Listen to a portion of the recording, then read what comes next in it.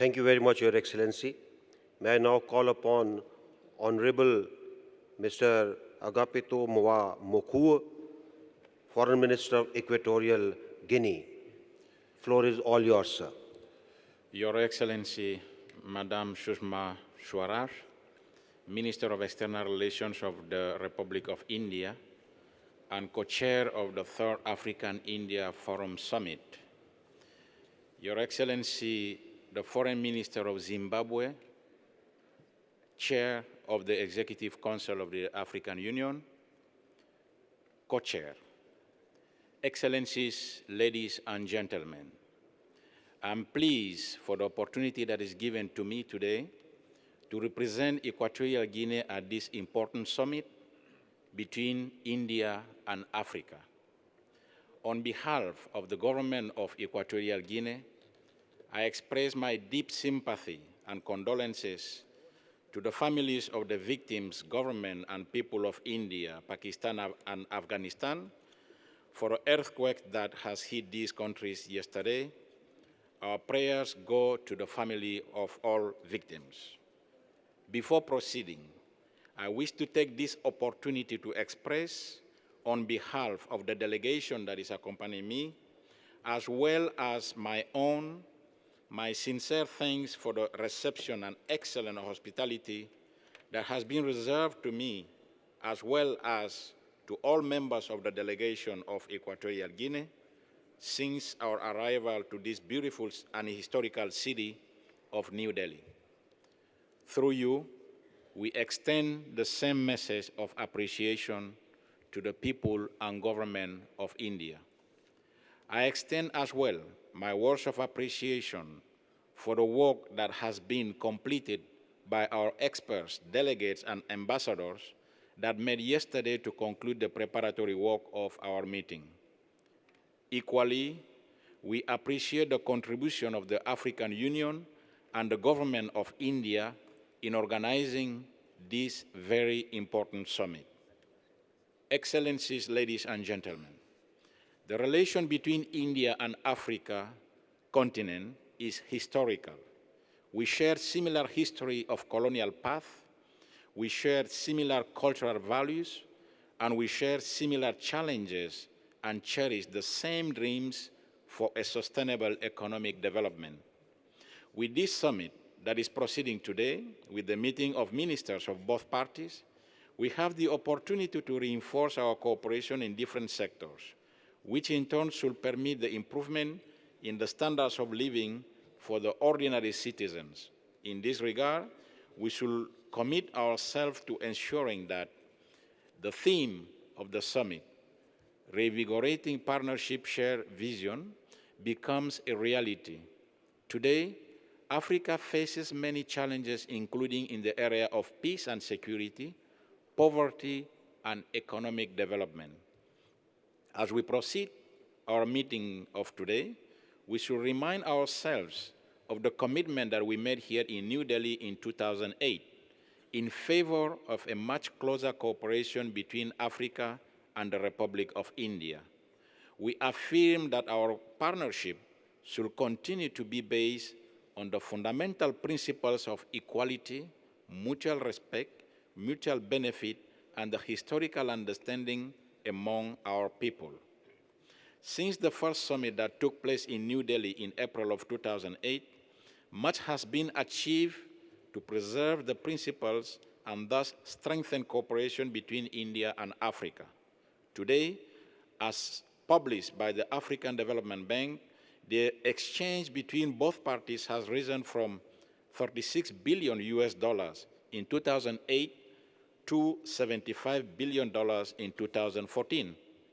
As we applaud this important increase in the volume of trade between India and African region, we believe that much can and should be done to strengthen even further our cooperation to meet the new challenges of the 21st century. We wish to summarize reiterating the need for India and Africa to strengthen cooperation in critical areas including trade and development, peace and security, poverty alleviation, healthcare and human resources development. We need to join forces as well for a more democratic and more representative United Nations. Regarding the United Nations reforms, Equatorial Guinea remains committed to the position of the African Union as per the Ezulwini Consensus and the Sirte Declaration. Considering that most of the African countries were under the colonial regime during the establishment of the present structure of the United Nations, it is therefore very imperative that urgent UN reform be implemented to reflect the reality of the international arena in the 21st century. We wish to conclude reiterating the importance of ensuring that the decisions that are taken in this summit are implemented. In this respect, there is a need to have a clear plan of action and the political commitment to follow up on the decisions that will be adopted by the heads of states and government of India and the participating African states. Best wishes for a successful summit. Thank you. Thank you, Your Excellency. May I now call upon His Excellency Mr. Tedros Adhanom Ghebreyesus, Minister of Foreign Affairs of Ethiopia. Floor is all yours, sir. Thank you, Your Excellency. Colleagues, Excellencies, ladies and gentlemen, at the outset, I would like to express my deep appreciation to the people and government of India for the warm welcome and hospitality accorded to my delegation since our arrival in this beautiful city of New Delhi. I would also like to commend our senior officials for the work done to facilitate our deliberations for the outcomes of the third Africa-India Forum Summit. India and Africa have had relations for many centuries, as many of my colleagues have already said, and they have spent a good part of the 20th century fighting colonialism and apartheid.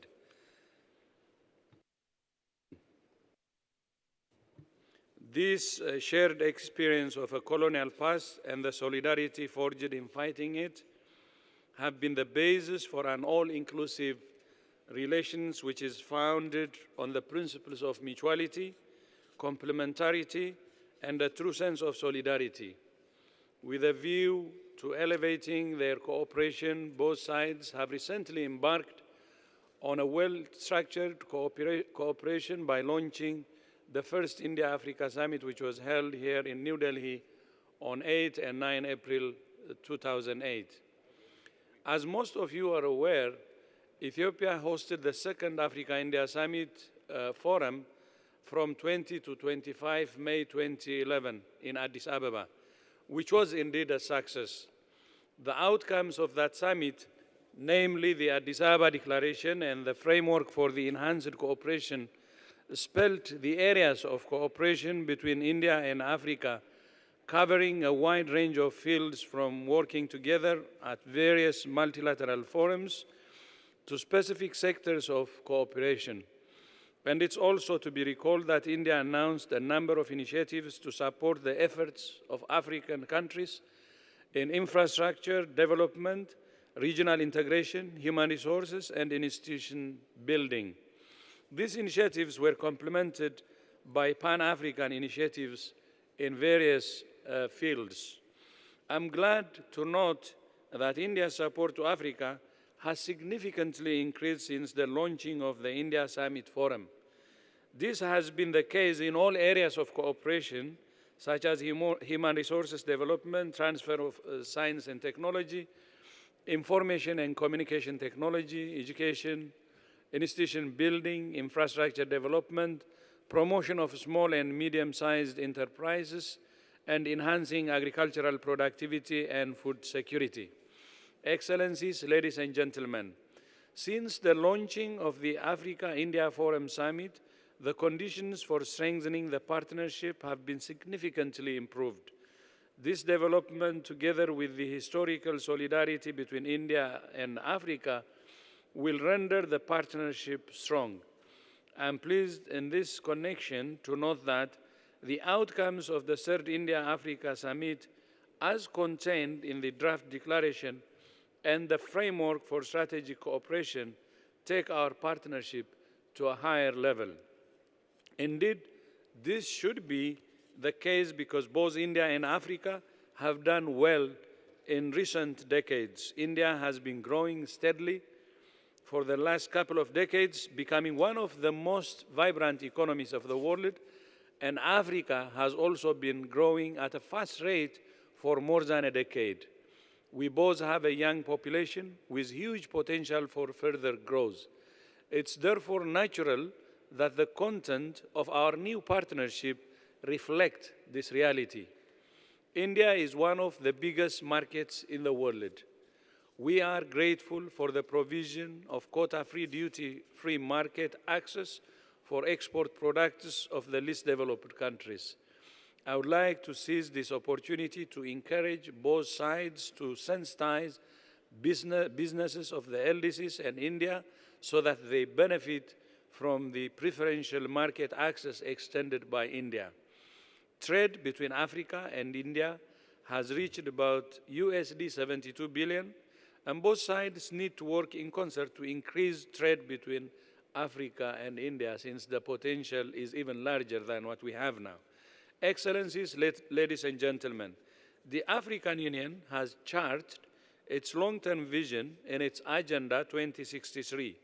The agenda is a plan for Africa's transformation, consistent with the solidarity and understanding established with India. I'm glad to note that the new declaration and framework for strategic cooperation contain most of the areas in our Agenda 2063.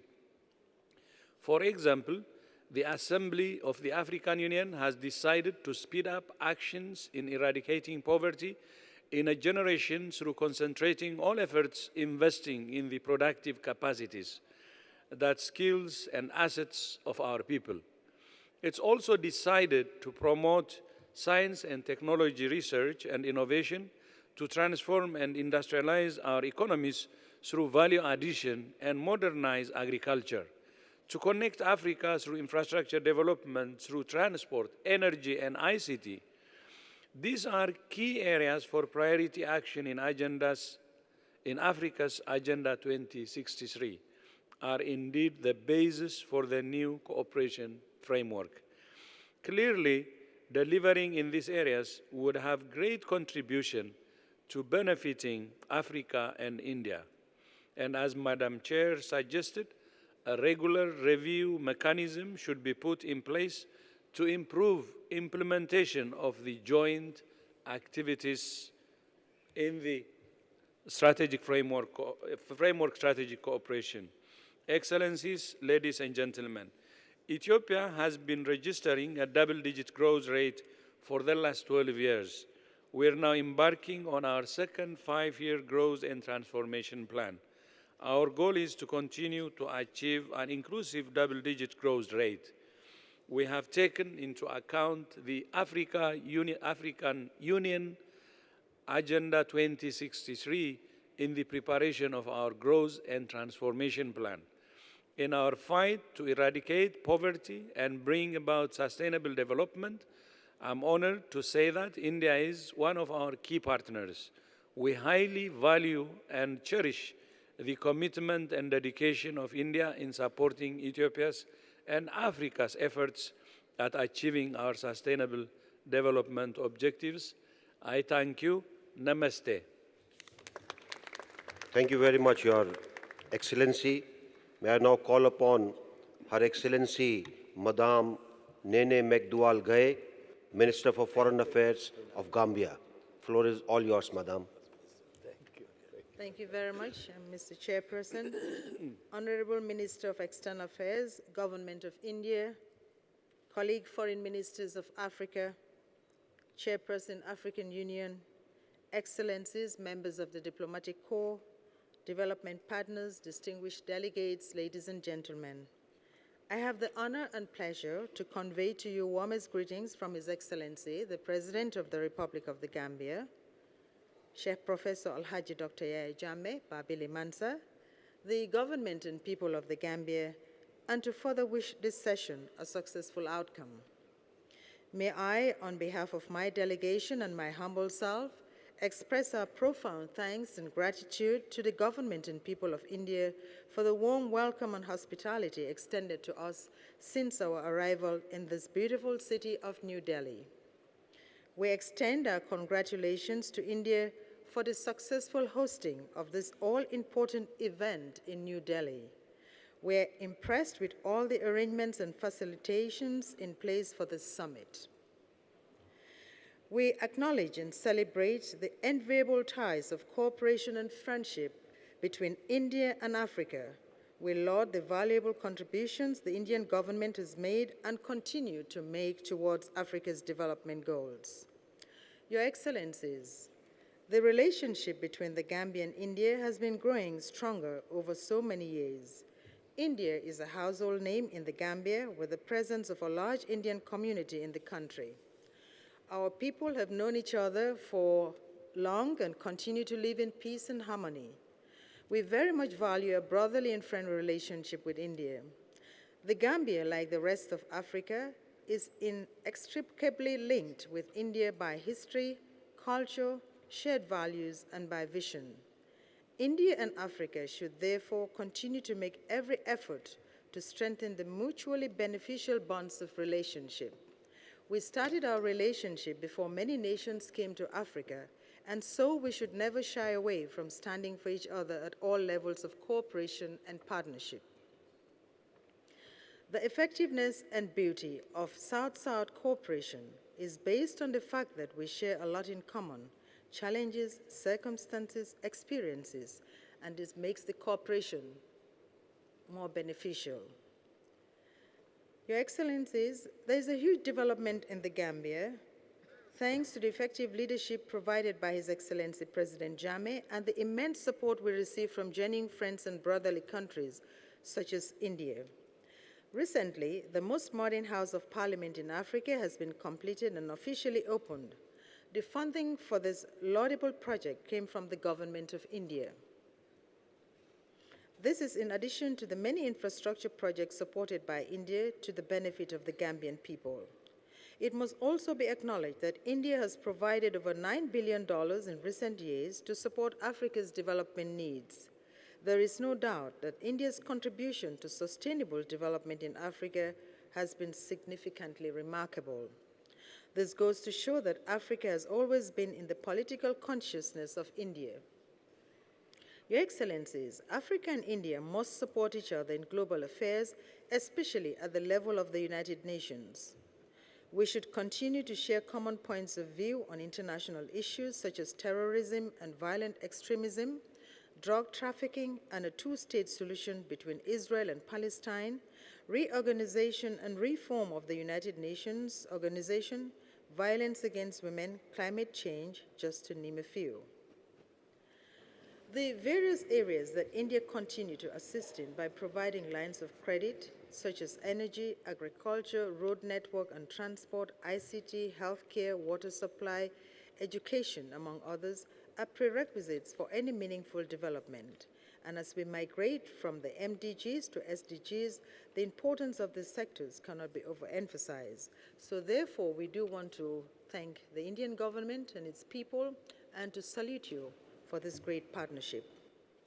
Excellencies, distinguished delegates, in conclusion, the Gambia would welcome a visit to the African continent by the Indian leadership, led by the Honorable Prime Minister, to further deepen the very cordial ties between us and to open more trade, investment, and business opportunities between Africa and India. Let me reiterate my government's steadfast resolve to promoting the very pillars on which India-Africa partnership is built. I am confident that with the continued support of the Indian government through this partnership, we will witness a peaceful, stable, and enviable Africa, as well as a prosperous and secured India. As you stand by our side in our development efforts, so we shall stand by your side in all your aspirations. Thank you for your kind attention. Thank you very much, Madam. May I now call upon Honorable Madam Hannah Tete, Minister of Foreign Affairs and Regional Integration of Ghana. Floor is all yours, Madam. Thank you very much. Excellency Sushma Swaraj and Excellency Mumbengegwi, Foreign Ministers of India and Zimbabwe respectively, and co-chairpersons of the India-Africa Forum Ministerial Summit. Colleague ministers, excellencies, ambassadors, and high commissioners, distinguished ladies and gentlemen. It is a great pleasure for me to be part of this August gathering to review and deliberate on the pertinent issues that would be placed before the Summit of Heads of State and Government on Thursday, the 29th of October 2015. And I'd like to take this opportunity to thank our senior officials for the effort they have put into developing the declaration for consideration and adoption by our principals, and which we trust will further consolidate the already strong relations between the Republic of India and the countries of the African continent. Indeed, the third India-Africa Forum Summit is being convened not too long after the adoption of the Agenda 2063 by the African continent, and even more recently, the Sustainable Development Goals to replace the MDGs, which will serve as our continental and global benchmarks for the implementation of people-centered national policies that would advance good governance and development that is both broad-based and inclusive over the next 15 years. The issues before us essentially note the unique relationship we have and also reflect in the spirit and letter of our African agenda and the SDGs, and it behoves us to bear that in mind as we continue our dialogue and cooperation under the theme Collaborating Today for a Better Tomorrow. Excellencies, distinguished ladies and gentlemen, since the institutionalization of decades of partnership between Africa and India in April 2008, our discourse has been centered around the need to anchor the partnership in the principles of equality, mutual respect, and mutual benefit as the prerequisite for sound bilateral relations, close ties within our regional economic communities, and the development of a new paradigm of cooperation that would take into account Africa's own aspirations for our Pan-African institutions and development programs, as well as our joint capacity to shoulder the demands of this partnership. We in Ghana applaud our long and traditional collaboration with the Republic of India in the areas of economic and financial cooperation, capacity building, support for agriculture, trade, and investment. We, however, agree with the position that the partnership should be taken to the next level in other fields such as information and communications technology, science and technology, sustainable development, protection of the environment, and healthcare, so as to add strategic depth to our partnership. While appreciating the duty-free quota access to the Indian market for our LDCs, we believe, though, that we could achieve a higher level of ambition in our trade and economic relations. And to achieve this, we wish to underscore the need to have a framework for the implementation of the various cooperation arrangements we establish as a result of this summit, and a continued dialogue on issues of mutual interest. At the multilateral level, Ghana is committed to the ideals and principles of cooperation and multilateralism for the advancement and development of all nations by addressing the thorny issue of UN reforms, climate change, and the stalled world trade negotiations. It is in this context that we support the inclusion of climate change in the declaration of the summit in order to deliver a strong message to the international community that the reduction of greenhouse gas emissions is central to the health and well-being of the world as a whole. However, to deal with the challenges we face from the impact of climate change, we also require that we should work together to ensure that attention is paid to the provision of technical and financial support to climate adaptation strategies, which we really need in order not to lose the development gains that we have made over the last few years. The forthcoming 21st session of the UN Conference on Climate Change, scheduled to take place in Paris, France in the next 2 months, should therefore exact real mitigation commitments from the developed world in accordance with the principles and provisions of the United Nations Framework Convention on Climate Change. And we hope to work with our Indian brothers and sisters to achieve this objective. Other issues that are dear to our heart and thereby require a well-coordinated approach are the challenges posed to our very existence as humanity by non-traditional security threats, as terrorism, illicit trafficking of small arms and light weapons, piracy on the high seas. We therefore appreciate the fact that the draft outcome document of this summit will reflect this position. I would on this note like to join my colleagues in conveying my profound gratitude to the government and people of the Republic of India for hosting this summit, as well as the excellent facilities placed at our disposal since our arrival in the beautiful city of New Delhi, and for giving us the opportunity to meet here today to reset our relationship with a view to working together to create better developmental outcomes for our citizens, creating greater political and social interactions at all levels, and by so doing, contributing our quota to create a better world. Thank you very much for your attention. Thank you very much.